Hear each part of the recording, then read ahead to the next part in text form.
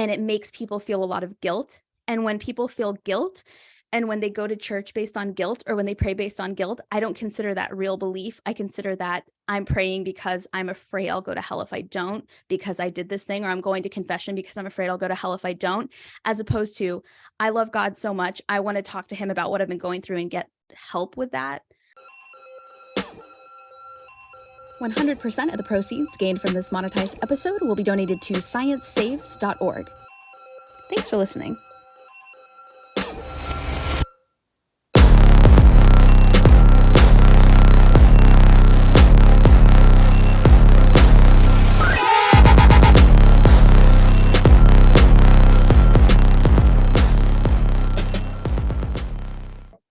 One more question. Go for it. Yeah, I got all day. So Christopher Hitchens, the atheist, famously said that religion poisons everything. I wonder if we say religion poisons everything, I certainly can agree with him that there are numerous, too many to count, instances throughout history that Christianity, along with other religions, have done great harm to human populations. But Jonathan Haidt wrote a book called The Righteous Mind, Why Good People Disagree About Religion and Politics. And he talked about the fact that conservatives value group and authority and order, whereas liberals tend to value individual rights and equality and fairness. And so it depends on what you prioritize. So if we look back at the history of the world, can we say that religion did a service? And I think you said this in your previous answer, that religion, in whatever form it took, did a service for humanity in bringing us order and civilization. Would we have had that absent ideas about God? And whether God exists or not, was religion necessary for our evolution? Because you did an entire podcast on the Aztec god. Look at the great civilization that was built. Look at the Egyptians that built great civilizations.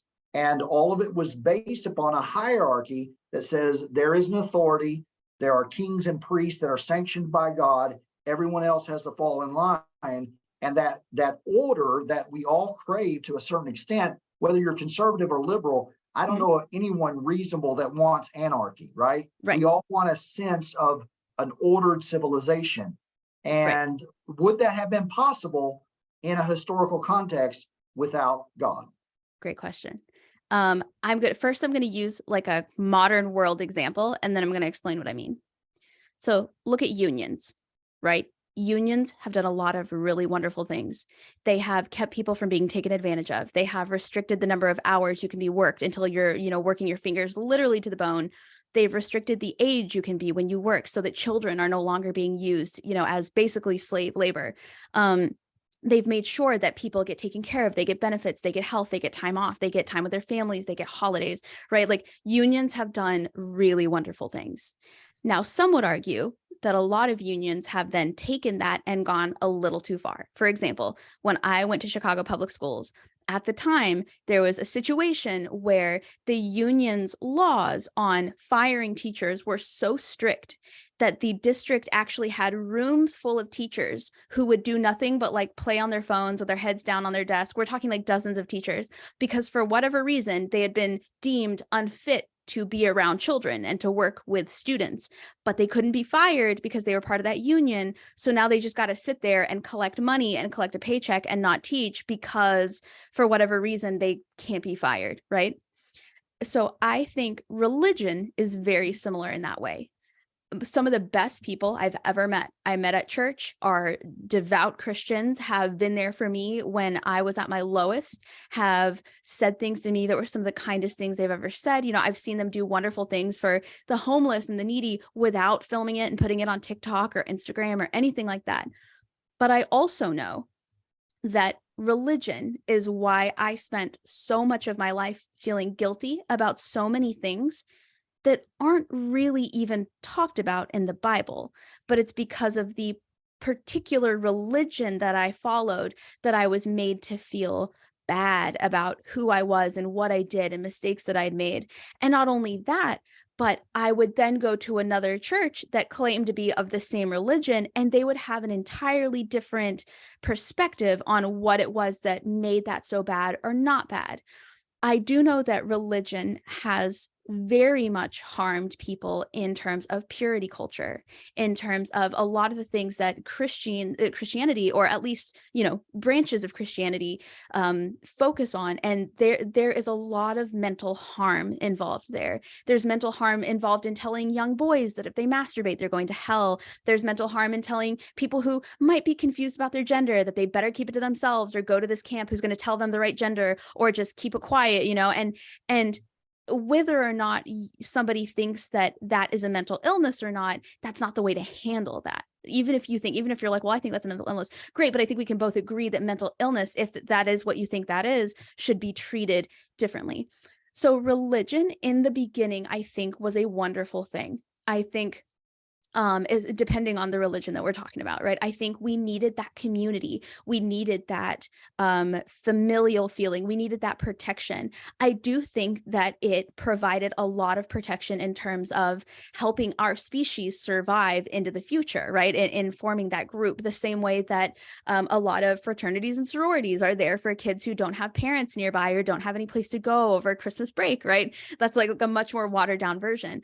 But at the same time, religion is why the Crusades happened. Religion is why millions of people, right? The Holocaust was religious based. They were Jews, right? And so for all the good things that established religion does, and I'm not saying God, notice I'm not saying this is God's fault. I'm saying this is religion's fault. Many people have done many things in the name of God that even at my most devout, I knew for a fact was not something God would have taught, right? So religion is where the issue lies.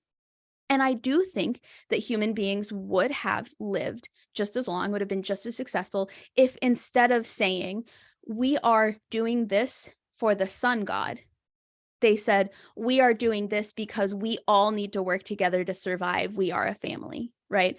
If the Aztecs had come together and been like, hey, I recognize that when we wander off into the woods by ourselves, we die. So how about let's not do that and let's just feed each other, right?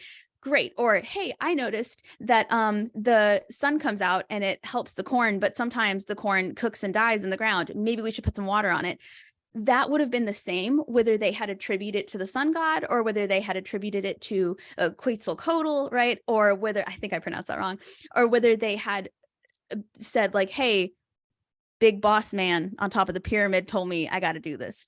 What I don't think helped was cutting each other's hearts out and burying them in the field, spilling the blood of the innocent, killing virgins. I don't think any of that helped. And that's where religion comes in as opposed to where God comes in. I don't think that the rosary matters. I know, I'm sorry. It doesn't matter. Like, I don't think if you say 10 Hail Marys, you're going to be any less guilty for masturbating than if you just stopped masturbating, right? Or if you just masturbated and stopped telling people about it, like, you're going to be fine.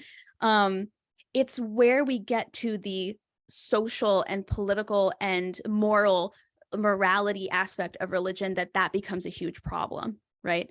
And I think we've seen success in religions that don't necessarily put sexual morality on a high pedestal, right? Like when I was doing my research into the Aztec religions, I didn't see a single thing about premarital sex. I didn't see a single thing about any of that. And they thrived. They absolutely, totally thrived until the Spaniards came and wiped them out, right? So it had nothing to do with not following God. It had to do with somebody brought in disease and weapons and killed them. They would have done that whether the young men had been masturbating or not. Like, that still would have happened. And so to answer your question, that feeling of needing a family and needing a parental and familial figure in order to survive, I 100% think we can attribute that to the success of the development of the human race. I don't think religion gets the points for that. I think religion was just one of the ways we formed that familial bond that then helped us succeed. Because if you really honestly look at it, religion has also killed quite a few people, arguably as many people as it saved. When you think of the Protestants versus the Catholics in England, when you think of the Crusades.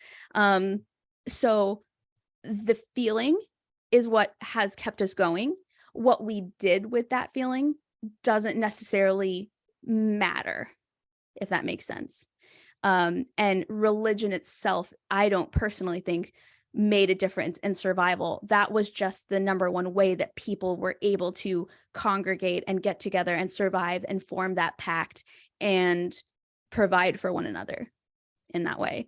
But there are a lot of psychological and social harms that come with very specific religions that are entirely unnecessary. Half of them aren't even mentioned in the Bible, right? And it makes people feel a lot of guilt. And when people feel guilt, and when they go to church based on guilt, or when they pray based on guilt, I don't consider that real belief. I consider that I'm praying because I'm afraid I'll go to hell if I don't, because I did this thing, or I'm going to confession because I'm afraid I'll go to hell if I don't, as opposed to, I love God so much, I want to talk to him about what I've been going through and get help with that.